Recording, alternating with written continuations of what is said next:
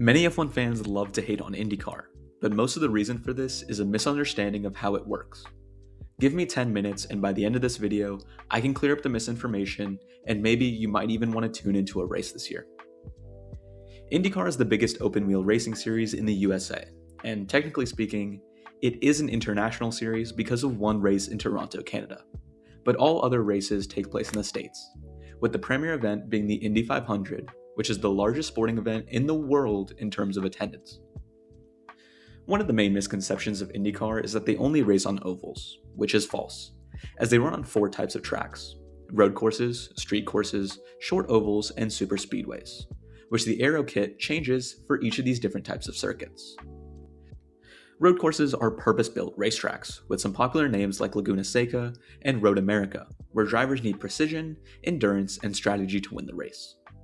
This is most similar to F1 races at purpose-built racetracks like Silverstone and Interlagos, where the course was made specifically for racing these cars.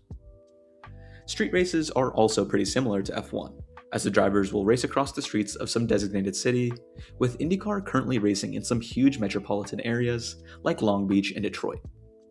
This is similar to something like Monaco, Baku, or the new Madrid circuit, as they are normal roads outside of the race weekend, and it is all about keeping it out of the walls and performing calculated overtakes.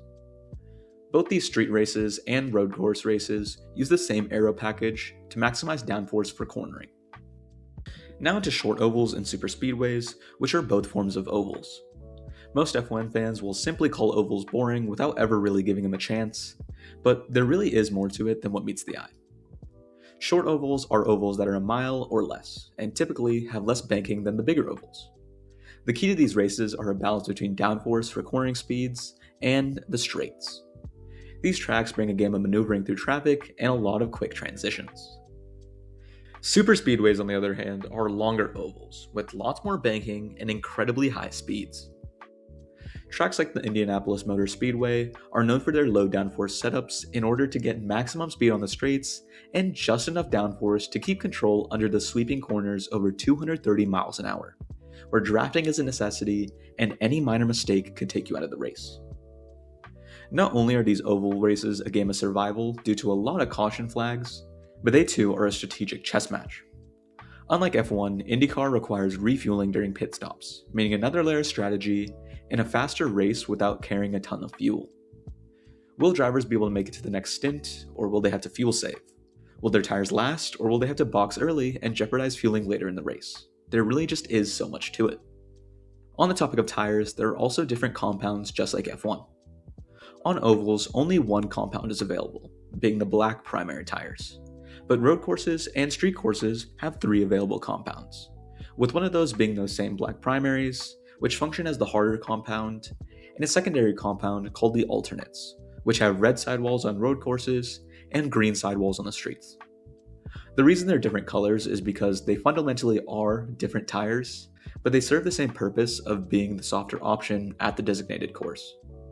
The third compound is the gray sidewall rain tires, which are used only on the road and street courses because high oval speeds plus rain is kind of a bad idea.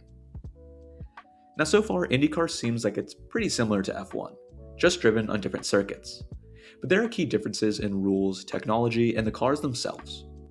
Starting with the rules, the format for the races are a bit different, and the big culprit of this is qualifying.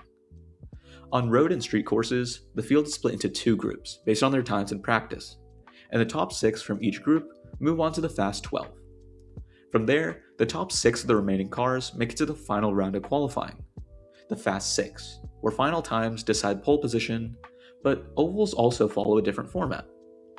For ovals, the cars get the track to themselves, with the order being decided by last place in the championship first to the points leader last, and it's their combined time over 2 laps that decides the starting order.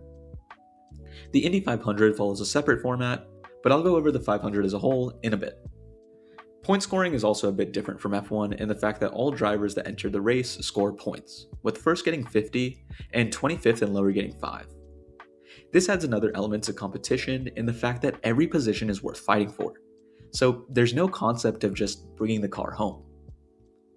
Another big rule that could see a lot of benefit in F1 is no team orders. IndyCar does not allow teammates holding position or letting teammates pass. Obviously, there still is some team input, like when to pit and to not interfere with other drivers, but once you're on the track, the drivers are on their own in terms of the cars around them. Speaking of the cars, they all are pretty similar because IndyCar is classified as a spec series, but not really. Let me explain. In IndyCar, every team is provided with the same chassis, the Dallara IR18, and it puts a bigger emphasis on strategy, close racing, and setups.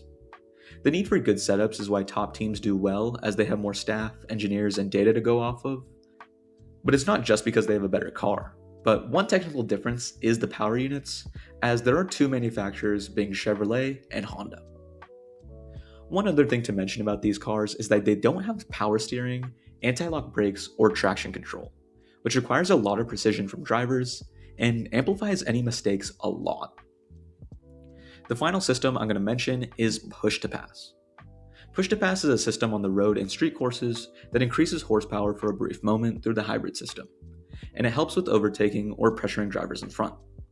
It's a very precise system and requires good decision making, as drivers only have a certain amount per the whole race. Now, the combination of all these things create an incredibly competitive, overtake-filled season of races, with plenty of variety across different events, with entertainment from the green flag to the checkered flag. But now that we've gone through regulations, I think it's time to introduce you to the competitors. When it comes to teams at IndyCar, each team has a different story. For this season, 10 teams have full-time entries, with those being AJ Foyt, Andretti, Arrow McLaren, Chip Ganassi, Dale Coyne, Ed Carpenter, Juncos Hollinger, Meyer Shank, Rahal Letterman Lanigan, and Penske.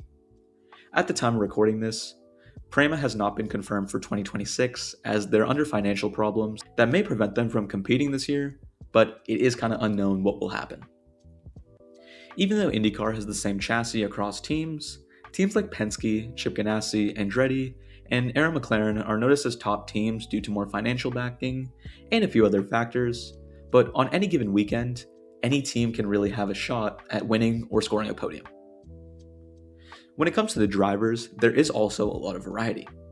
We have past F1 drivers you might recognize like Mick Schumacher, Romain Grosjean, and Marcus Ericsson, past F1 juniors like Dennis Hauger, Christian Lundgaard, and drivers that have made a presence internationally like Scott McLaughlin, and IndyCar legends like Scott Dixon and Joseph Newgarden. Many of these guys have been rumored to F1 in the past, like Alex Palou and Colton Herta, or have even gotten reserve roles like Pato O'Ward. But that does not mean that IndyCar is an F1 reject series, as drivers who have succeeded in F1 have also struggled here. It is just a completely different domain. I'm not going to go into detail on every driver here, as I feel it's kind of important that you as a viewer form your own opinions and choose which drivers are your favorites. Now into the final section of this video, the Indy 500. The Indy 500 is a 500-mile race held around the Indianapolis Motor Speedway every year and is recognized as one of the 3 races in the Triple Crown of motorsport, along with the Monaco GP and 24 Hours of Le Mans. But the 500 is known as the biggest spectacle in racing due to its massive attendance, of anywhere from 300,000 to 400,000 fans in attendance each year. The Indy 500 is the biggest event in the sport across the entire year, and due to more prestige and more viewership, the pay for drivers is a lot higher, with the payments for the race alone being over $20 million for the drivers, with the winning driver winning around $4 million alone. For the smaller teams, this means the 500 is kind of make or break, as a good placement can pay for about half the season for an entry. Also, because this is such a big event, teams will field one-off appearances for a driver to compete. Drivers like Fernando Alonso, Kyle Larson, and plenty of others have competed as one-offs, and this year, an extra team known as Dryer Rainbolt Racing operates only for the 500 to field entries. But this comes at a cost because the track has regulations. As I mentioned earlier, the qualifying follows a different format, with the drivers' times being decided by an average speed over the course of 4 laps, and the track mandates only 33 cars on track, and there are often more entries than 33. So this brings up a bit of a dilemma that's solved by a format called Bump Day. The top 30 drivers are locked in for the big day, but the remaining drivers have to fight for the final 3 spots on the grid, with the amount of competitors varying depending on how many entries there are that year. If you want a dramatic, thrilling experience, this is one of the best events to watch all year. Unlike Drive to Survive, this is real, unedited cinema on display, and has you on the edge of your seat for the full session. As a whole, the Indy 500 is not just a boring oval race, but a battle across 200 laps of surviving all the cautions, keeping up your pace, and making precise overtakes, where one wrong move can ruin your race and all your chances until next year. It's not only one of the best Indy events of all year, but one of the best in all of racing. With that being said, that's my quick guide for you for IndyCar, and I did not go over every single minute detail, but enough to truly give you a basic understanding, and maybe even tune into a race this year. And if not, at least you truly know what's going on before you write off IndyCar for good.